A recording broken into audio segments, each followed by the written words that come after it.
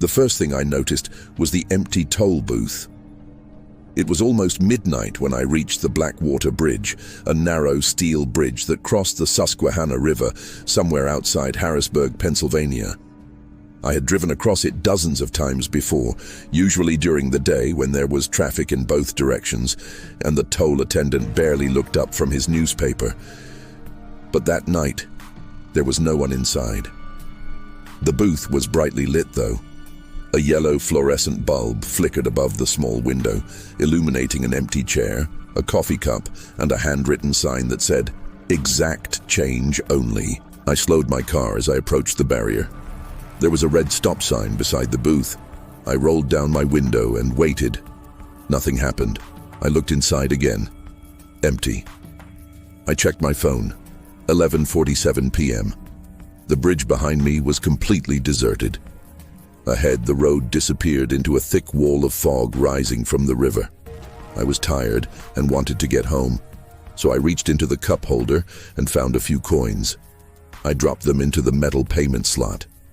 The moment the last coin fell, the barrier lifted. I started driving. About halfway across the bridge, I noticed something strange. There were cars parked along the shoulder, at least 6 of them. Every one was facing the opposite direction. Their headlights were off, their doors closed, and their windows covered in a thin layer of condensation. I slowed down. As I passed the first car, I saw someone sitting inside. A man. He was staring straight ahead. I couldn't see his face clearly because of the fogged glass, but something about him made my stomach tighten. Then I noticed the second car. Someone was sitting there too. Then the third, then the fourth.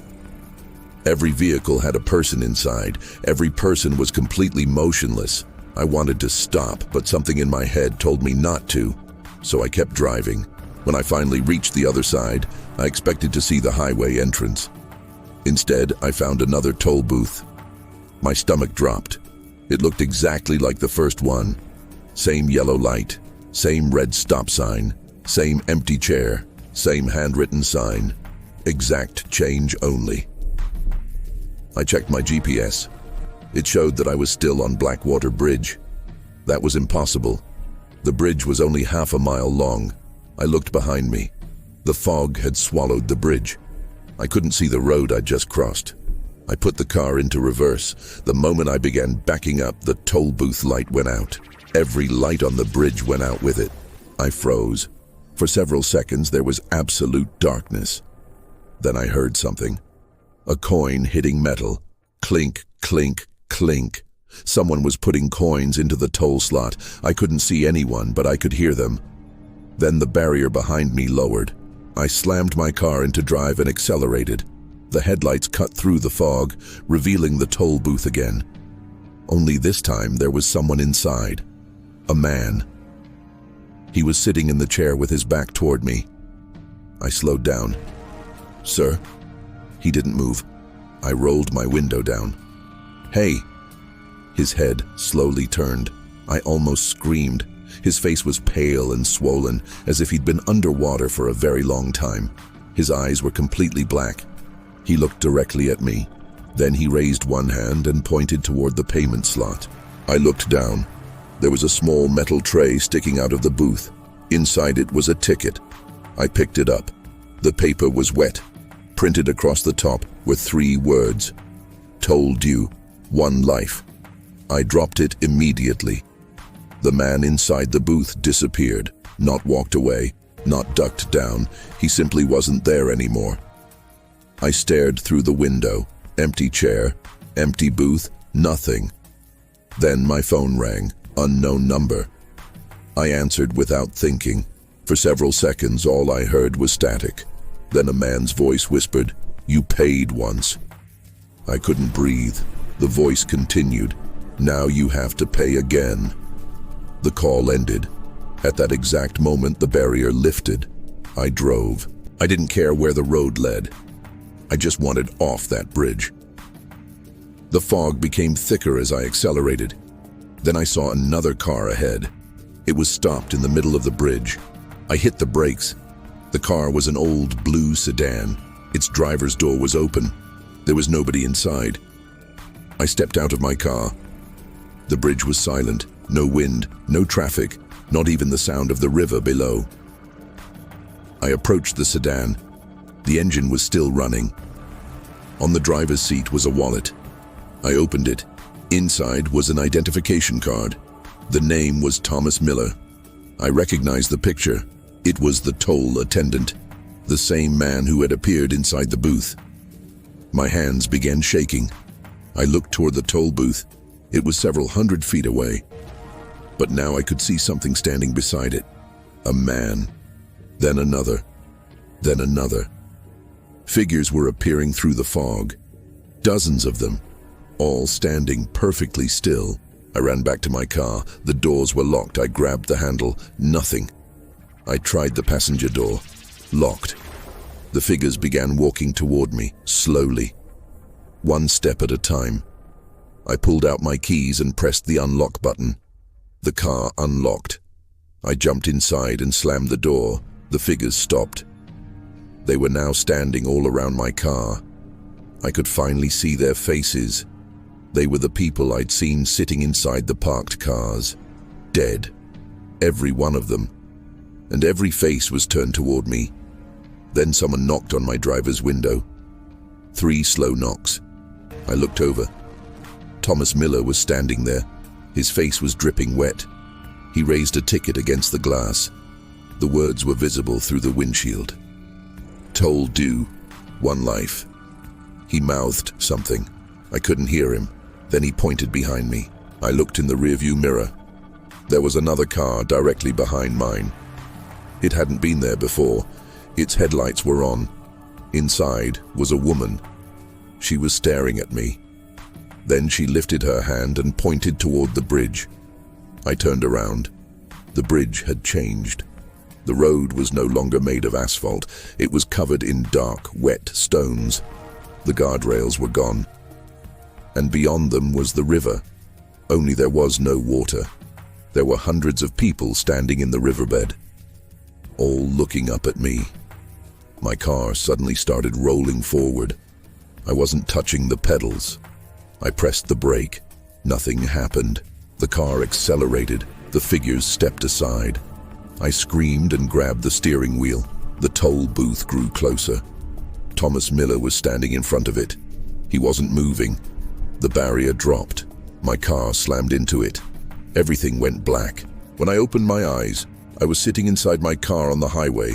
Sunlight was pouring through the windshield. Cars were passing me. I looked at the clock. 7:16 a.m. For a moment, I thought I'd dreamed everything. Then I noticed something on the passenger seat. A toll ticket. It was dry now. I picked it up. At the bottom was a date, tomorrow's date, and beneath it was a time. 11:47 p.m. I drove straight home. I didn't tell anyone what happened. I didn't even mention the bridge. For the rest of the day, I tried convincing myself that exhaustion had caused some kind of hallucination. Then, at exactly 11:47 p.m. the next night, my phone rang. Unknown number. I didn't answer. It rang again, then again. Finally, a voicemail appeared. I played it. It was my own voice, whispering, "The booth is waiting." I deleted the voicemail. A few seconds later, another one appeared.